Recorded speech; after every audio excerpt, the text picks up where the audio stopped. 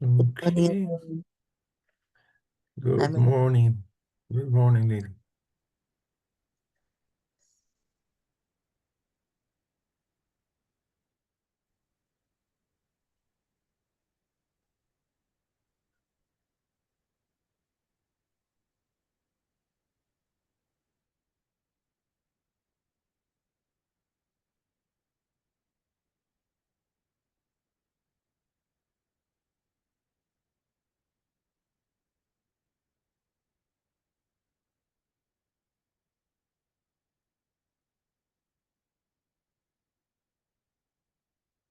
Okay.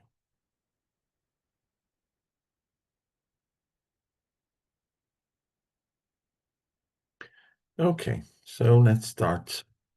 So we are here on chapter 31. It is about a dissertation by Spirit, and it's been divided into the objects of the messages. Now we are studying the messages concerning mediums.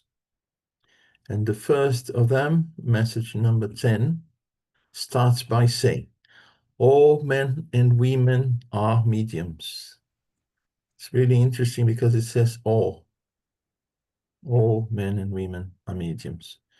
So when we see, and this is not the first time, Kardec also had said before, that we are all mediums. But of course, we have to see to what extent our mediumship is actually developed or open. But the Spirit starts by saying, we are all mediums. So all have a spirit that guides them in moral uprightness when they listen to it. Again, all of us have a spirit that guides us in moral uprightness. But when we listen to them, again, the spirits, I believe it's Channing, is telling us that we all have a guide. Most of us know that. We call a guardian angel, whoever. And this spirit is a spirit who is much more enlightened than we are and is responsible for guiding us through the incarnation. And it starts by saying we are all mediums and we all have a guide. So in principle, we are in touch with this guide. Perhaps we may not even know that, but yes, we are in touch with this guide if we listen to them. Thanks to his special mediumship, some can communicate directly with this spirit, while others can only hear it through the inner voice of the heart and mind. So we see that some people, and the Spirit says here, special mediumship. As I mentioned before, some of us have this channel more open, broader, I would say, a broadband with the spiritual world, so can communicate more directly. But none of us is left without contact, without assistance, especially when we pay attention to this inner voice of our hearts and minds. Those of us who, started to somehow develop these through a meditation, through prayer, through a good reading, we realize that, yeah, we are not alone. We are normally inspired to read something. Sometimes some ideas, some thoughts come into our mind. Sometimes even some feeling that we have towards someone, a group, or situation.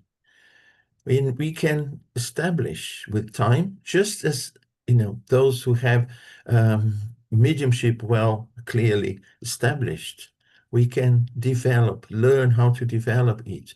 Because within mediumship, we know there is a period of training so that we can get to know the faculty, we can get familiarized with it and with the subtleties of spirit communication.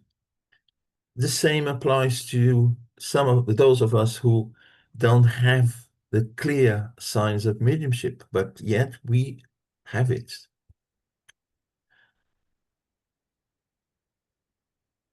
This matters little, for it is always the same familiar spirit who counsels you. Call it spirit, reason, or intelligence. It will always be a voice that responds to your soul, speaking valuable words to you. You do not always understand them, however. You do not all know how to act according to the counsels of reason.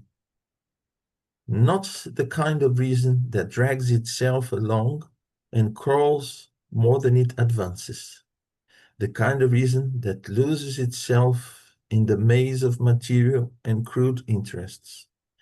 But the kind of reason that lifts humans above themselves.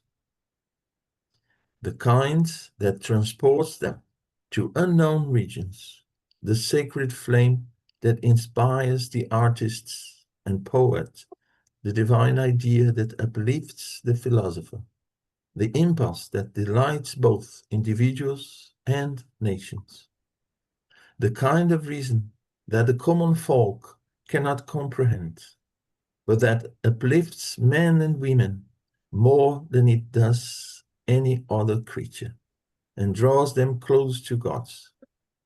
The understanding that leads them from the known to the unknown and enables them to perform the most sublime acts.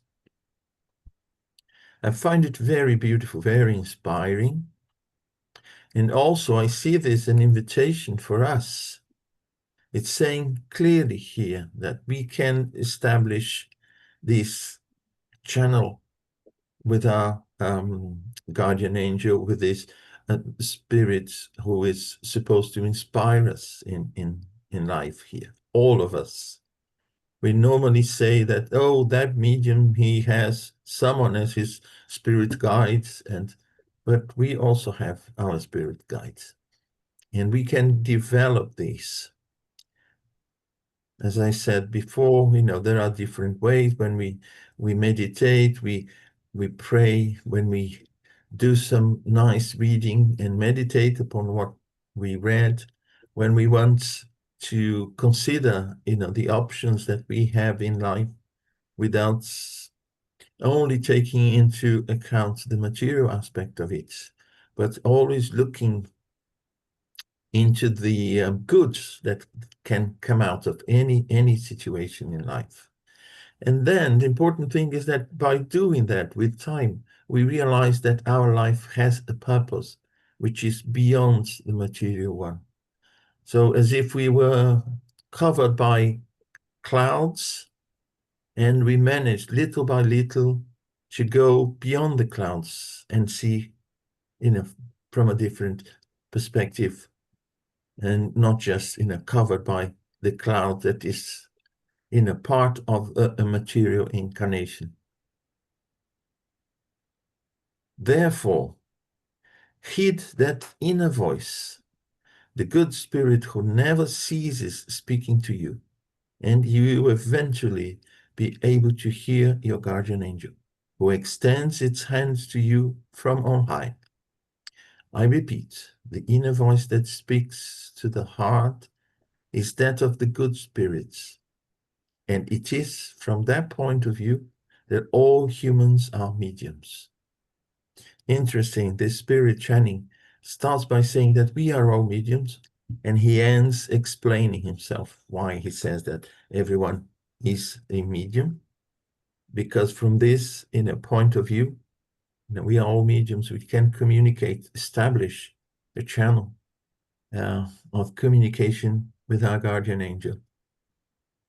Even if it is just inspiration. Oh, when I sit down, keep quiet, and start to think, I have the impression that, I get this intuition that it's better do this than do that, or, all of a sudden that idea came into my mind. I hadn't considered it before, and yes, I may consider it as an option now, and, But this also has to be developed. We develop mediumship. And if this is a kind of mediumship, we can also develop it. Okay. So number 11. The gift of mediumship is as ancient as the world itself. The prophets were mediums. We know that. The prophets they attributed their message, their communication to, God most of the time, or to someone else. But in fact, what they were mediums. The Eleusinians, mysteries, these were a group of people about 18 kilometers northwest of Athens, and they had their rituals, their beliefs, and in ancient times, and they believed basically in two goddesses, and here this spirit is referring to them.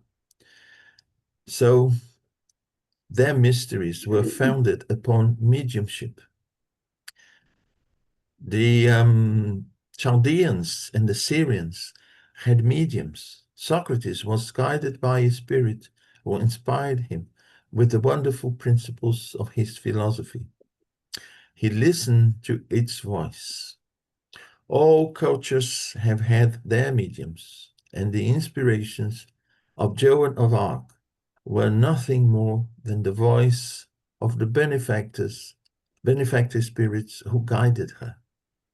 This gift, which today has expanded so much, had become extremely rare in medieval times, but never disappeared completely. We know there are times in humanity where spirits, they keep silent for one reason or another.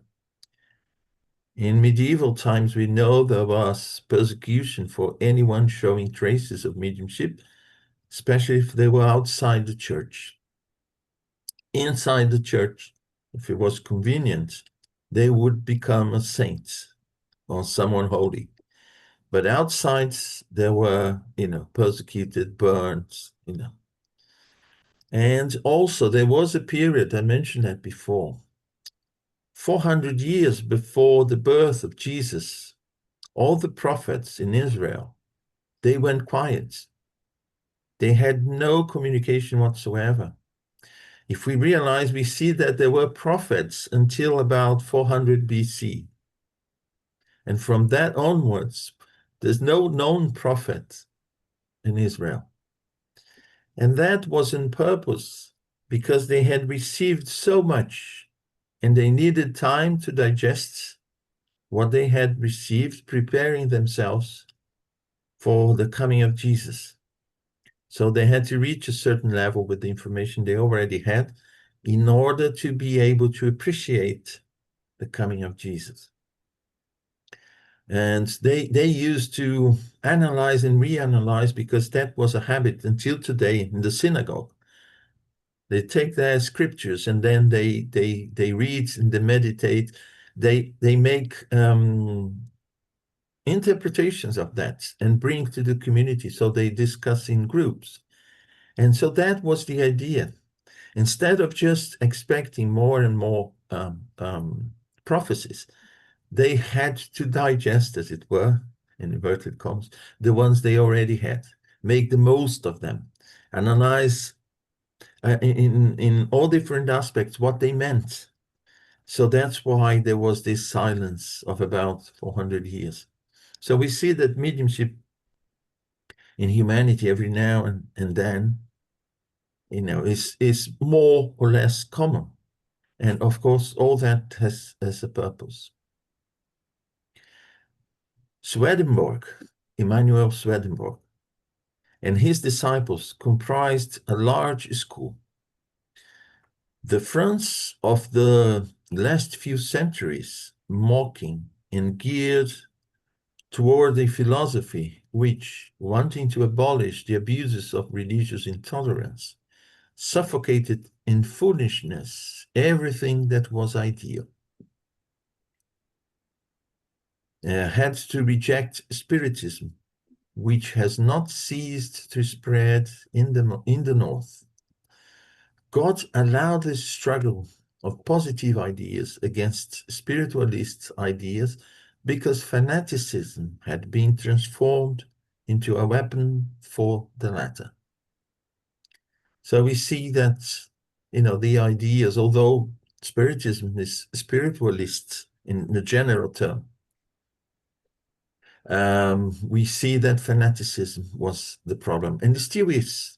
Still today, within the Spiritist community even, we find fanaticism as a stumbling block in the understanding and the proper dissemination of Spiritism.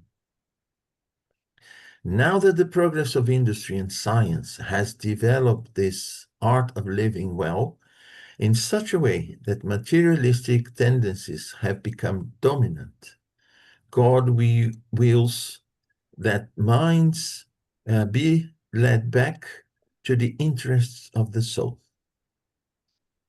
He wills that the perfecting process of moral men and women be transformed into what it shall be, the purpose and goal of life.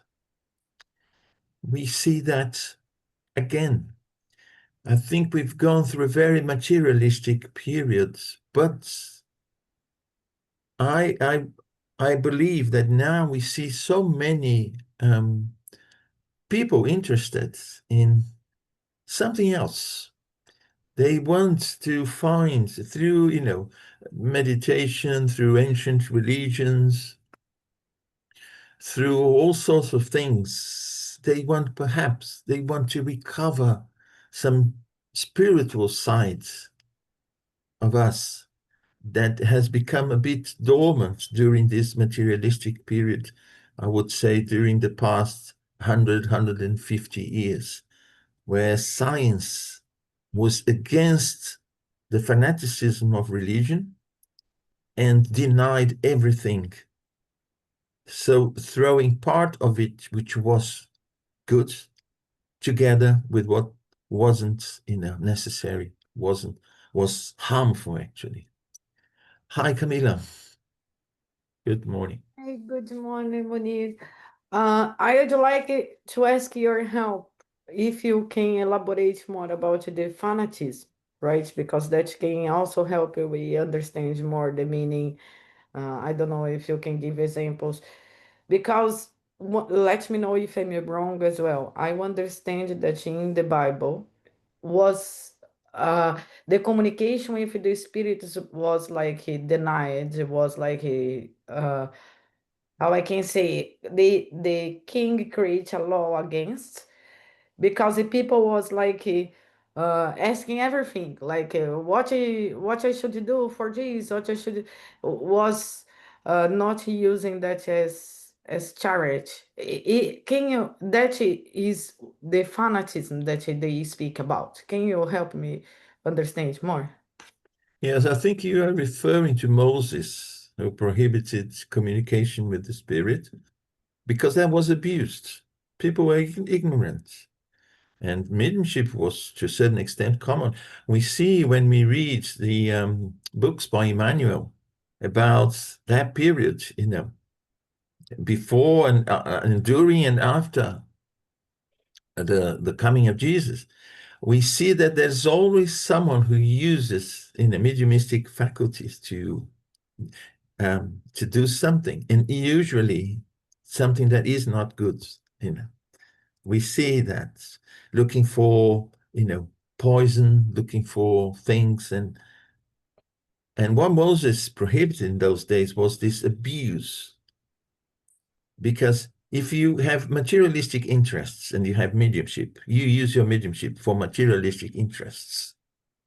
The problem is we need to recover the spiritual side of us, and whatever we have should be with the purpose of helping us progress in spiritual terms. And this prohibition was by Moses, not mediumship per se, but the use of mediumship the way it was. But because I could say, they were limited in intellectual terms in those days. You have just to say it is prohibited. You can't explain, look, you should use it in this way and that way. People, wouldn't understand. So he had just to say, okay, you are prohibited of doing that. The same we see, for instance, with the eating meat of certain, flesh of certain animals. For instance, pork. Why they couldn't eat pork? Because it was spreading disease. It was the animal that would spread disease very easily in the conditions they raised. The bred the animals wasn't healthy. So what they said, oh, God doesn't want you to eat pork. So, but we need to be honest with us today and start to analyze things, because we are intellectually more developed today, I believe, to the point that, yeah, we can understand, put things into the right context. And I believe when reading this message, what he's saying is that, yeah, you've thrown good sides of religion away with all the rest that was fanaticism, persecution, and intolerance. So we need to rescue what is precious in there, and that's why he says, Spiritism is going to do that. It's here to do that. The spirits came to say that, yeah, no, mediumship is not bad, but you have to do it in the correct way for, the spiritual benefit of humanity. And I don't know if it's clear, what I'm saying to you, if it makes sense. And we tend to be, fanatics, and we should be careful with that.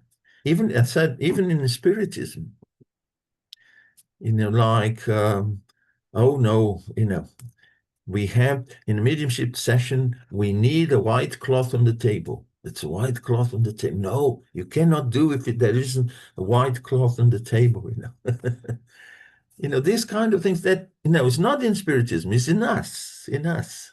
We bring that. So we should be careful and say, no, I'm taking too many things that are no longer necessary. I don't need them. It's not part of it. Let me just understand the essence of Spiritism, and all the rest, I'll throw it away. But sometimes you have to send away things that you've believed for a long time. It's difficult. Yes, it is. But that's why I say we have to be honest with ourselves and say, do I prefer to think this way because I've been thinking like that for so long and I don't want to change? Adapt Spiritism to some of my ideas. So, yes, I'm a Spiritist, but I still believe that, a saint, I can pray to a saint. I need to have, the icons in my house, or, well, the icons is something that I bring from, my past, in this or previous incarnations. So they are not essentially necessary. But I don't want to get rid of that. I want to adapt that to Spiritism. This is the kind of fanaticism, If someone doesn't approve that, no one can do that. Wow. We are all Spiritists. We have the power of decision, free will. Why do I have to do as a Spiritist only the things that someone I've elected as the superior in the hierarchy, which does not exist in Spiritism? If that person or that group says good, I'll do. If they say it's no good, I don't do it. I won't do it. So that's the type of fanaticism, I say here. And we are autonomous individuals. That's what the gift from Spirit. If we have free will, if the good spirits respect our free will, we have the power of decision. But of course, the duty to face the consequences of our decisions. Fine, it's part of our process. You see? Is it okay? Yeah. Liz? Hi guys. You were saying, Moni, that about people being a little bit more open today about spiritual reality, about our nature as spirits. And I would, go a little bit further, and I can see like more and more people that is in the scientific community, more and more, how can I say, assuming the beliefs or doing more and more research or admitting things. And I can see it growing, and these waves are stopping. And thankfulness in Brazil, there is a great open for that. And we see people doing researches and really opening up the vision of the scientific community more and more to this part of our life that, as we understand in spiritism, so fundamental to be able to understand life as a whole. So I just wanted to make this remark. That's all. Yes, thanks for that comment, Liz. It is part of us. It doesn't matter if we want it or not. Our spiritual side will carry on developing, like a branch of a tree. It's there, and it will spread itself, will grow. And then we feel the need to attend this part of us, give some attention to that, which is our spiritual side. We've seen science explaining certain things that were, mystery in religion. And because they started explaining, or we started explaining certain things, we said, oh, they are totally wrong. I found a completely new way. No, basically, we are talking about the same thing, and we are discovering one aspect that was hidden for us. But still, it's the same thing. It's like the dark side of the moon. We don't see the dark side of the moon until we go there, but it is there. And if I say, no, there is a dark side of the moon, it doesn't mean that the other side does not exist or is wrong or no. It's just that we start to see that, yes, and we put into the right perspective what we are achieving. I think science, when started to develop and technology, and also explain a lot of things, thought, oh, this is the new way of explaining everything, so we don't need that science. And then slowly realized that, yes, but I explain only the surface of it. I can't explain what is inside. So what is inside is beyond the reach of my development of my science as such. So, and it is an integral part of me, but it cannot be explained just with this. This is just explaining what is on the surface, but what is inside needs a different approach. That's why people are looking for, whatever, that works with them in that spiritual side that is beginning to I wouldn't say developed, but to call our attention, saying, wow, you see, you lack that. You feel that you lack that. It's not enough just to live thinking in material terms. Some people still go to traditional religions and they feel comfortable, fine, they feel comfortable with, the rituals and so on. But some start to question themselves, and feel the need for more than that. And that's why, we are experiencing a special time. And that's why Spiritism came at this time, to provide this way for us to have this natural development in a more comfortable way and faster also. Hi, Yoseline.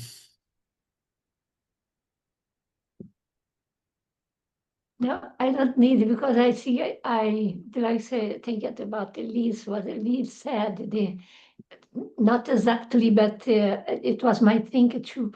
Thank you. I think she said a very good, better English too. Thank you. Thanks, Cecily.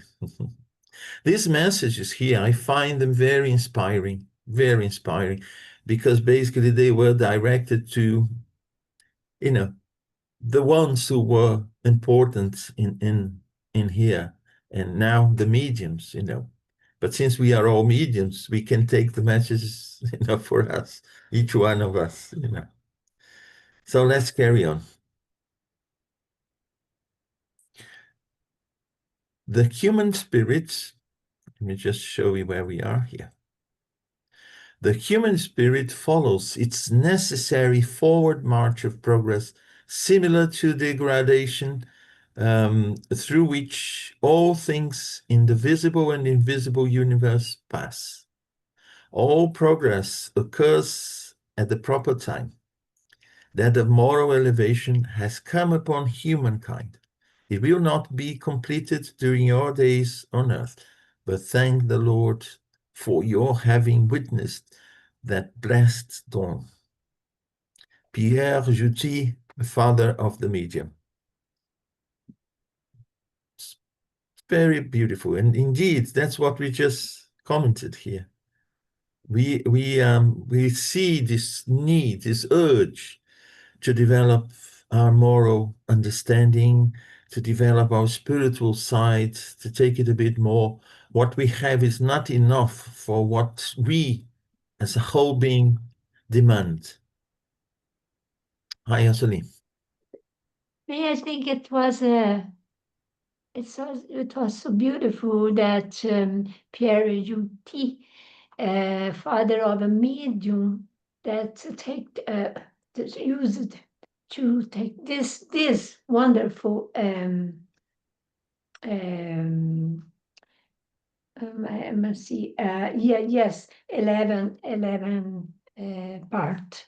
Because it's not Kardec medium, father, no, not from Kardec, from medium that Kardec used many mediums to works with this part of this I don't know in English, but spiritus. This is their chapter. Thanks, Asali.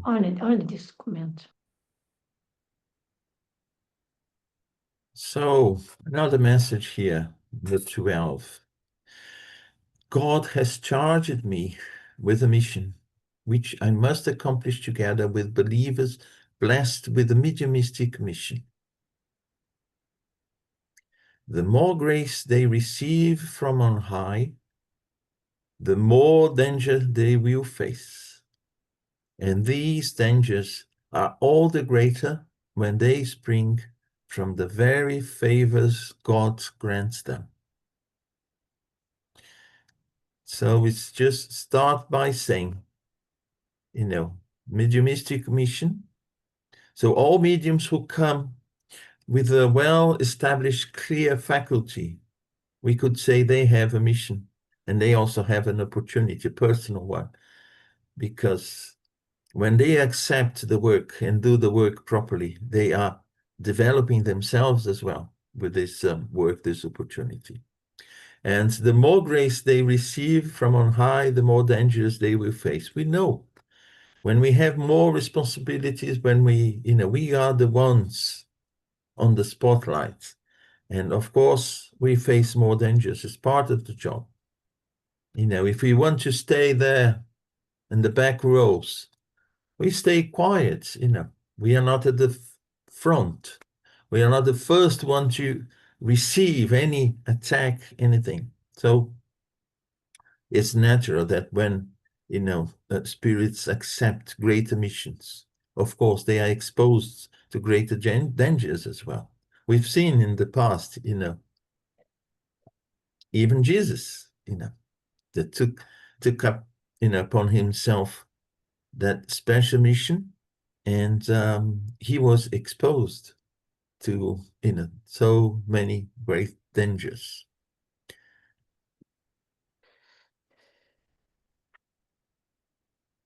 The faculties that mediums enjoy draw praise, compliments, and adulations from others. Therein lies their dangers. You see, mediumship, the greater, in inverted commas, the faculty, the more exposed to, compliments and adulations we are. And if we take the examples of, for instance, Chico Xavier, the Brazilian medium, he was always so humble. We could see that he deviated any compliment, any adulation, as if, let it go by and never touch me, never, excite pride in me or anything that would compromise the work I came to do. That is very common. And it's very common in jobs as well. When we get to a higher position in our job, in our company, or whatever, we may become blind by adulation and compliment, to think that we are special compared to other people, and sometimes even believe that I can do anything. We've seen that also with in governments, in countries, and in different aspects of life. And in mediumship is no different. These same mediums, who should always remember their former incapacity, nevertheless forget it. But they do even more. They attribute to their own merits what they owe to God alone. Then what happens? Good spirits abandon them, and they become the sport of evil ones, with no compass to guide them any longer. This week, I spoke about development of mediumship, and it's interesting to see that in the beginning, the mediums, when they start to develop the faculty, and in that particular case, which is the case in the mediums book, Kardec talked specifically about writing mediums, because it was very common, because it was the one that was sought after in those days, but that applies to any type of mediumship. And the ones in charge of developing mediumship in the medium during the initial stages are not the more evolved spirits. They are, of course, guided by the good spirits, but spirits less evolved are the ones responsible for that. And if the novice, if the beginner gets how would I say, so deviated from the final objective of mediumship, he gets stuck with his spirits, and he becomes, as it says here, without the guide, the compass of the spirit guide that was looking after them. Good spirits will never come and say, no, don't do that. No, you're going the wrong way. They show us sign. They give us advice, but never directly say, you should do this, you should do that. So it's up to our free will. It's part of the development of our free will to learn to make good choices. And what they do, give us a step back. They step back, and basically you are there with your mediumship. No good spirits actually to make good use of that at that moment. So, as they say here, evil spirits will take advantage of that. And it's the same with a well-developed medium that falls prey of any of these, problems here, dangers here, that were mentioned here. The good spirits just say, well, he's no longer good instruments. So we have just to step back and help to see if he or she can realize, it's not doing the right thing. But sometimes or most of the time we are, not listening to the good spirits. We think that we attribute every good thing to ourselves, as has been said here, instead of saying that we owe that to God.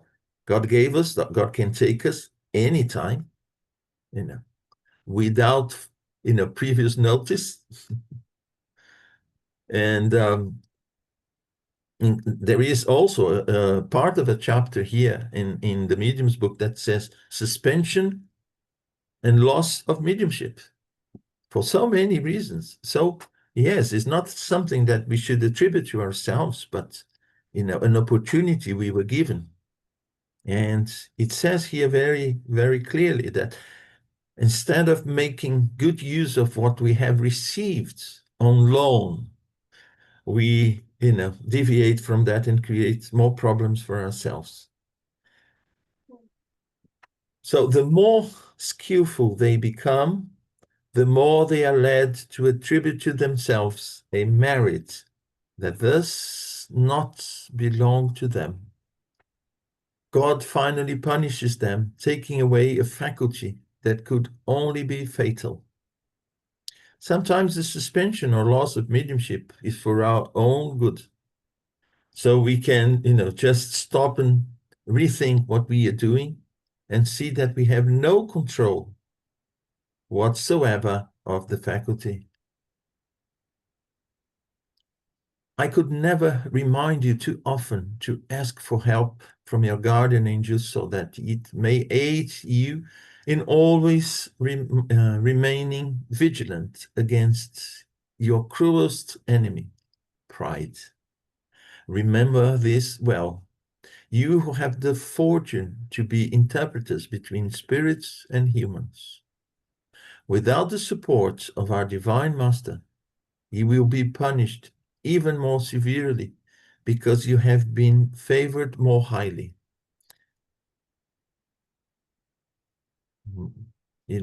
More will be asked from those, who have received more. I hope this communication is fruitful, and I desire for it to help mediums to remain on their guard against the pitfall to which they could succumb. As I have said, that pitfall is pride. Joan of Arc.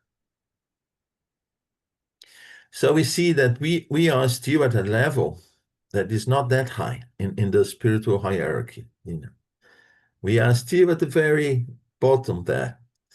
And it's natural that we still come full of vices, imperfections, I would say. Imperfections. We are getting out of that period, but, it's a slow process and so on. So that's why mediumship is an opportunity for us, not just to do a good work, but also to have this vigilant approach to our imperfections. Perhaps if we don't have mediumship, if we have a normal life which is almost 100% materialistic, we may lose an opportunity. We may create a situation that we'll have to come back and sort out. But we also may not find reasons to look deeply inside us, map our imperfections, and start to develop strategies to approach them and say, well, let me work hard on this and that. But when we have mediumship, and when we develop mediumship to a point that calls the attention of so many, we have to be extra careful. Because very next to us is like, like walking along the edge of a cliff. One wrong movement and the fall is, tremendous. And that's why, mediums, especially those with the faculty, very, very clear, very developed, should be extra careful. But all of us as well. Since in the previous message we learned that we are all mediums, we all have this channel with our guardian angel benefactor. We should be careful as well. We should be watching over our behavior, what we should improve or do it in this incarnation. Of course, we can do everything at the same time, but we could elect one or two in this incarnation that would strive to, if not get rid of it, just, diminish it a great deal. Hi, Asoli.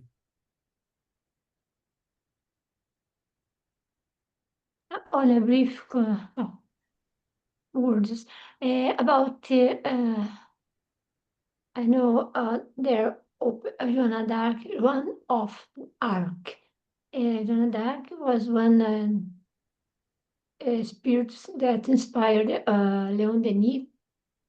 So many people doesn't know that, but she was one of them, because many people, many spirits, very, very elevated spirits inspired Leon Denis. Why he was so important, very, very special to the Spiritist doctrine of his power talk out was wonderful from Leonie, but only think about that on Joanna d'Arc. So thank you. Thanks, Asoli. I just want to say something before letting Camila speak, is that good spirits don't expect us to be perfect. They don't expect us to become pure spirits because we, were born with the faculty clearly established and they, oh, I only work with these people if they are perfect. No, they know our imperfections, perhaps even better than we do. What they expect from us is the effort to become better every day.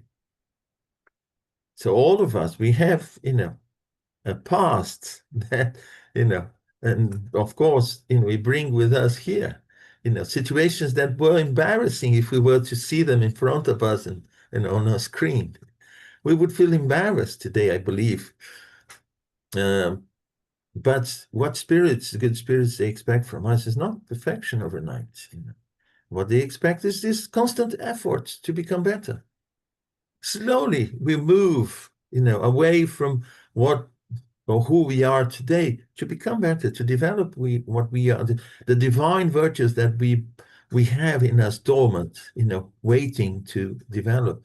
But that's what counts, the effort to be made every day. Hi, Camila.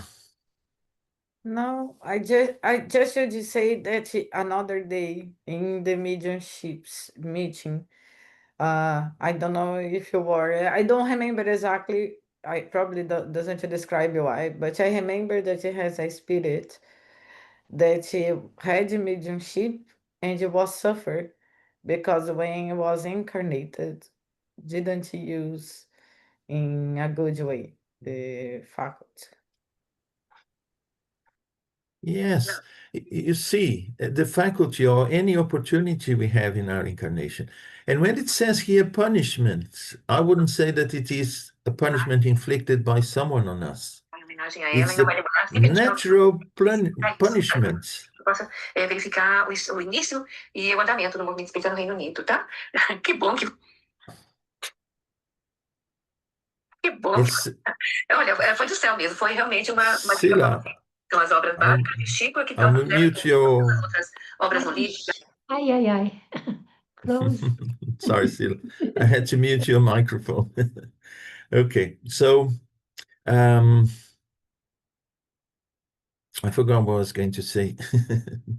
You're talking about it's not punishment, right? Because in reality... Oh, yes, it's not punishment. It's us. When you have an opportunity, you don't realize you have a wonderful opportunity. You mess about it. And when you look at it and say, gosh, I can't believe all this time I had this beautiful, wonderful opportunity in it. And I've wasted my time. I may have created even embarrassing situations that I have to sort out now. So this is the punishment. It's, I would say self-inflicted in inverted commas, because it is our conscience saying, I had every opportunity that I could have asked for in this incarnation to improve myself and just wasted it. And you see your loved ones moving forward, You see that you're lagging behind. You see that, no, I don't want to feel like that any longer. So painful. For those who want to see how it works, this punishment, I recommend to read part 2 of the book Heaven and Hell, what the spirits there tell us about. It's them with themselves, This is the punishment, the real punishment. So no one will come and point the finger on us and saying, you were, uh, terrible, you had mediumship and you did. No, we realize that. Oh, come on. I was sitting on a treasure and just wasted it, just threw it away, all this opportunity. And of course, what we feel inside, the feelings that we have. And they are amplified because we no longer have the restrictions of a physical body. Like a gas balloon in the air, just blown by the wind to one side, from one side to another. And so that's the punishment that we there was. I'll briefly tell this. There was a spirit when he went to the spirit world and realized what he had done, and the one who is in charge of helping him prepare the next incarnation, he said, "Go and pray to God, for you to be ready for the next incarnation and what you want to do in your next incarnation." And the guy went to pray to God and say, "I want to be born without my arms, without my legs, with mental problem, with this, with that, everything, blind." And then when he came back, this spirit who was looking after him, he said, "Well, we have also an answer of what you are going to do in your next incarnation. From all that you asked, that was too much. So the good spirits have decided you will be born normal, but you'll be a medium. You have a lot of work to do within mediumship." Oh, wonderful, fine, okay. So the guy was born. He had a mediumship that was in a channel that was wide open. And little by little, it was the case that Joan of Arc told us about, pride, and he started to be less frequent in the Spiritist center. People went to his house, poor people looking for desperate. This mother went with her teenage daughter, saying that she was obsessed if he could do something about that. And she said, "How dare you come to my house? And no, I'm no longer working in the Spiritist center. You go and sort it out by yourself, and I don't want to do about that." So you see, and then when he returned to spirit, he realized that from all that he had asked, that was considered too much. He would only come with a tool to do some good, and he failed. So what do you expect? Put yourself in his position. You had a lot to expiate, to return, and you're given an opportunity to do a special job, the beautiful one, almost like a gift, Go and only do this, but do it properly. And when you return, your debts, in inverted commas, I don't like that word, but, your bill has doubled, Now you have to pay for, the last incarnation that you failed as a medium, and also the debts that you brought from previous ones that you were trying to, bring it down. So can you imagine how you would find yourself in the spiritual world? That's the kind of punishment the spirits they mention, the torments, the gnashing of teeth, as we see in the Bible. Okay, I don't think we have time for the message by Blaise Pascal. Yeah, Liz has her hand up. Oh, Liz, yes, please, Liz. Thanks, Rafael. Thank you. I just would like to say that when God invites us to do these sort of things, as you said, Moni, we are not perfect, but we are invited to contribute and everything. And it is by this love, by this look of what we will be, one day, that they actually motivate us, because we know ourselves, we are not perfect, but we are invited every day. Doesn't matter what you do, we are invited every day to do something good, because this is also a form to motivate, in my belief, to motivate us to do that good, to see the good within us, and to be able to let that seed grow and raise even more, awaken even more that conscience, the laws that is, engraved in us to be more and more to the forefront of our conscience. I think that is the greatness of these invitations to everybody. Yeah. You see, Liz, yeah. We are talking about here particular cases of mediumship as, a mission. But I like the first message because it says we are all mediums. So everything that is said here for those who come as a mission with a mission in mediumship, but for us as well, because our life has been organized previously. Of course, the control we have over our life is in our behavior. Oh, I want to get a better job. Fine. So prepare yourself for a better job. If it doesn't come, it is because it's part of your plan. You can carry on looking, after a better job, but don't make a misery of your life because you don't get what you think you deserve in this life. Oh, I deserve to be famous, a YouTuber. Oh, I deserve to be rich. I deserve to, speak 1,000 languages, or work hard for that. But if it doesn't come, if you have limitations, if it, well, say, perhaps this is my plan. It's not a mission within mediumship, but these are tasks that will help us. And never forget that our spirit guide, our guardian angel, knows us exactly, knows exactly what, we came for, and knows what we can do and what we cannot do, what will help us, what will actually get us in trouble. And that's why, we are constantly being inspired to walk along our incarnation, making the right decisions, but also, not getting, how would I say,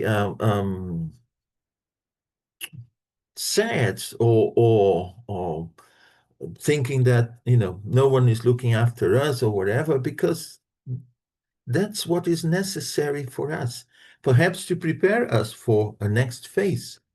We know that preparation is important, and to be well prepared. If we want a major task in the future, we have to start with little ones, so that when the major ones, the important one comes, we will succeed. Otherwise, we'll just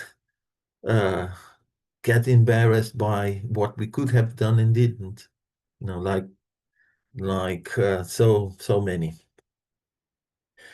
Well, that's it for today. I'll hand it over to Rafael. Are you in charge of the prayer? Today, I'll do it. I'm here. Okay, I'll just stop sharing and stop the okay, stop recording.